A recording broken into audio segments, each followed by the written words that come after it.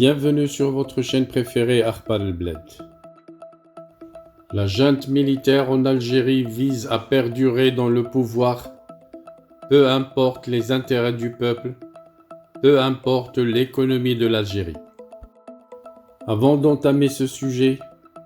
n'oubliez pas de vous abonner à votre chaîne préférée Akhbar El-Bled, mais surtout, n'oubliez pas de cliquer sur la cloche pour vous permettre d'être la première ou le premier à recevoir une notification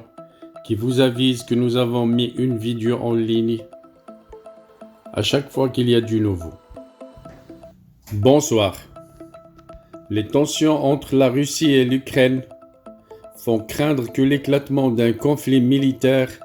n'entraîne une interruption de l'approvisionnement en gaz russe vers l'Europe. Dans une déclaration conjointe du 28 janvier, le président américain Joe Biden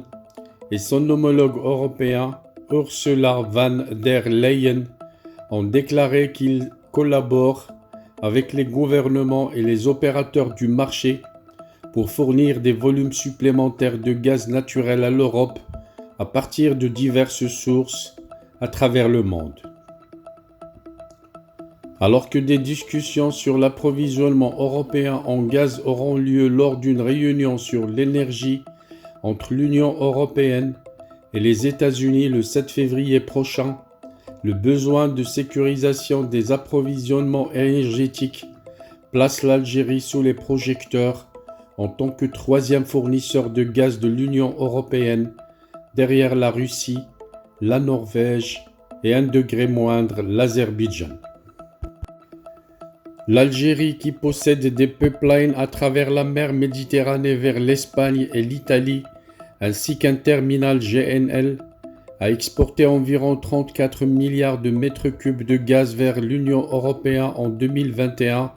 soit 8% des importations totales de l'Union et plus de 40% de celles de l'Espagne. Les augmentations de volume algérien serait bien loin de compenser une éventuelle suspension totale des importations russes qui ont totalisé environ 130 milliards de mètres cubes en 2021,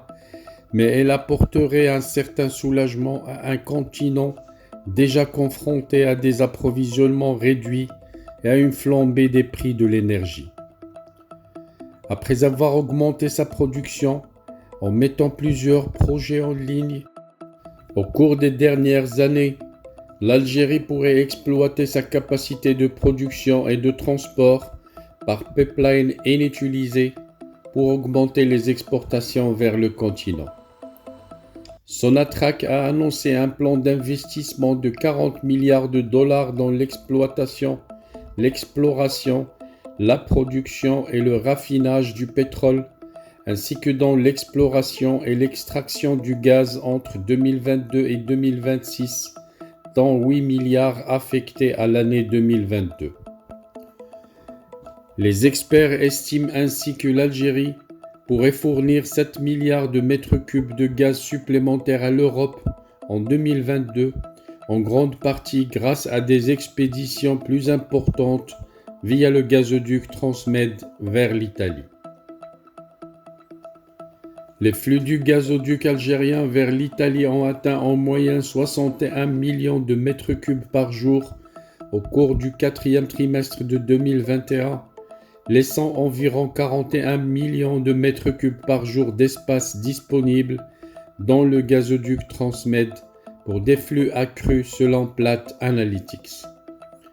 Selon les informations apportées par un média algérien, les exportations de gaz algérien vers l'Italie ont totalisé un volume inédit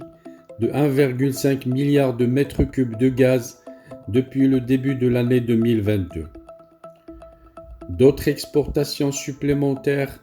pourraient également passer par la récente expansion du gazoduc Medgaz, en parallèle à d'éventuelles autres cargaisons de GNL. La capacité du gazoduc Medgaz vers l'Espagne devrait passer de 26 millions de mètres cubes par jour à 30 millions de mètres cubes par jour suite à une extension récemment achevée. Rappelant que Medgaz a pour investissement de près de 70 millions d'euros et l'installation d'un quatrième turbocompresseur, augmenter sa capacité de transport de gaz naturel entre Bnissef en Algérie et Almeria en Espagne, passant à plus de 10 milliards de mètres cubes par an contre 8 milliards précédemment. Une autre alternative serait la réouverture du gazoduc GME à travers le Maroc vers l'Espagne et qui constituerait une autre soupape d'exportation, sauf que le différend politique créé par l'Algérie entre les deux voisins ayant mis fin à une exploitation en novembre 2021 reste toujours non résolu. Reste à savoir si l'Algérie va céder face à des pressions politiques américaines ou européennes pour reprendre les flux de gaz à travers le Maroc. Personne ne le sait. Soulignant toutefois que les autorités algériennes avaient informé leur homologue que l'exploitation des deux pipelines actuellement en service à leur capacité maximale compenserait largement la fermeture du pipeline GME, mais est-ce réellement le cas? Il semblerait que non, car la consommation intérieure croissante de gaz et l'instabilité politique de l'Algérie mettent un frein aux ambitions prêtées à l'Algérie par l'Occident. Il faut savoir que la consommation de gaz algérien a augmenté de plus de 6% entre 2010 à 2019, avant que la pandémie ne provoque une contraction de la demande de 7% à 44 milliards de mètres cubes en 2020, un chiffre qui pourrait encore se réduire davantage si la demande intérieure n'est pas freinée. Un pari difficile pour le régime algérien qui n'a pas réussi à diversifier son économie et qui fait face à une société civile en ébullition à cause des récurrentes pénuries de produits de première nécessité et un rationnement d'eau causé par la sécheresse et une mauvaise politique sociale. À cela s'ajoute l'érosion du pouvoir d'achat couplée à un glissement constant de la monnaie, ainsi que des scandales de corruption impliquant même la société publique, Sonatrach. Pour ne rien arranger, les réserves de change ne cessent de diminuer, poussant le régime à envisager la fin des subventions sur les produits de première nécessité